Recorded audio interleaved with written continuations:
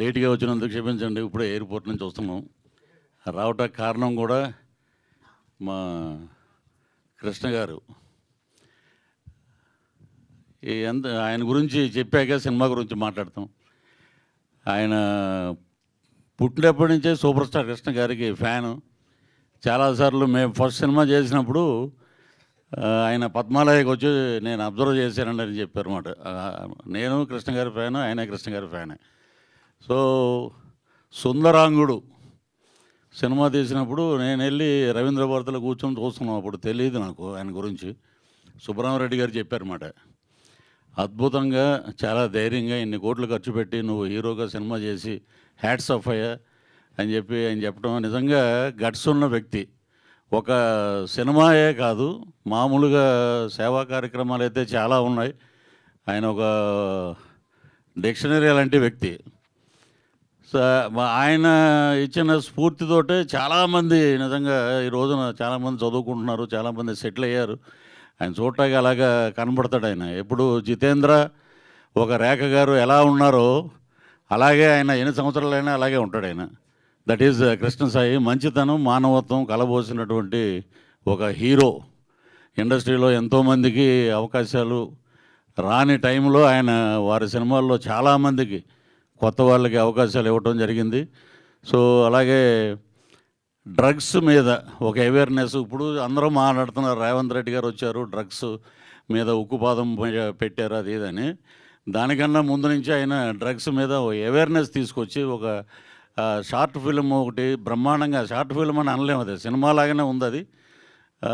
దాంట్లో అది చూసి ఐఏఎస్లు, ఐపీఎస్లు, గవర్నర్స్ కూడా, మన తమిళనాడు గవర్నర్ గారు కానీ వేరే స్టేట్కి ఉన్న గవర్నర్స్ కానీ అది చూసి ఆయన అప్రిషియేట్ చేయడం అంటే ఆయన నిజంగా సొసైటీకి చేసే సేవ చాలా అద్భుతం. ఇక సినిమా పరంగా వస్తే ఒకరోజు మా డైరెక్టర్ రమణారావు గారు, పిఎస్ నారాయణ గారు, పేరు కూడా మర్చిపోయాను, నారాయణ గారు ఫోన్ చేసేలాగా దీంట్లో జ్యువెల్ థీఫ్ అనే సినిమా చేస్తున్నామండి. దాంట్లో ఒక గమ్మత్తైన క్యారెక్టర్ అండి. అదేంటి అది రివీల్ చేయకూడదు ఇప్పుడు. ఎక్కడ రాగిణి గారు ఎక్కడ కనపట్ల. మా ఇద్దరు కాంబినేషన్లో అండి అద్భుతంగా వచ్చినాయి సీన్స్ అవి. ఇక శివారెడ్డి గారు కానీ అలాగే ఎస్తర్ గారిని చూస్తున్నాం ఇక్కడ. మరి దాంట్లో ఏం అంటే మా క్యారెక్టర్ వెళ్ళిపోయాక ఎవరు చేశారో మాకు తెలియదు. అలాగే ప్రేమ గారు, అలాగే ప్రేమ గారు నిజంగా అద్భుతమైన యాక్ట్రెస్. ఆమె నిజంగా ఒక ఊపారు తెలుగు కన్నడలో. సో ఇంత అలాగే రామకృష్ణ గారు, మేఘా రామకృష్ణ గారు, మేము ఇద్దరం కలిసే జర్నీ. మేము వచ్చినప్పుడే ఆయన ఇక్కడ ఆయన సూపర్ స్టార్ ఇక్కడ టీవీ ఇండస్ట్రీలో అప్పట్లోనే. న్యాచురల్ యాక్టర్ అంటే ఎవరంటే మా మేఘా రామకృష్ణ గారు, అలాగే మా తమ్ముడు శివారెడ్డి, అలాగే మా ప్రొడ్యూసర్ ఎక్కడెక్కడ కనపడలా, ప్రొడ్యూసర్ గారు చాలా తక్కువ మాట్లాడతాడు ఆయన. అలాగే మా డిఓపి గారు కానీ ఇతరత్ర ఇంకా చాలామంది సాంకేతిక నిపుణులు చాలా అద్భుతంగా ఈ సినిమాకి పనిచేయడం జరిగింది. జ్యువెల్ థీఫ్ అది ఏం చేశాడు ఏంటి అనేది ఆ సినిమాలో ఆయన నిజంగా చూడటానికి చాలా సౌమ్యుడు, అసలు ఏమీ తెలియదు అలా అన్నట్టుగా ఉంటాడు, అమాయకంగా. కానీ దీంట్లో యాక్షన్ పార్ట్ కానీ మిగతా సన్నివేశాలు కానీ చాలా అద్భుతంగా నటించాడు ఆయన. అంతా మా డైరెక్టర్ గారి దగ్గరుండి ఆయనకి ఎలా కావాలో అలాగా ఆయన నుంచి రాబట్టుకున్నారు. సో ఈ సినిమా ఎందుకంటే నాకు షూటింగ్ జరుగుతుంది హెవీ రైన్లో, 18 రోజుల నుంచి ఫైట్ జరుగుతుందండి.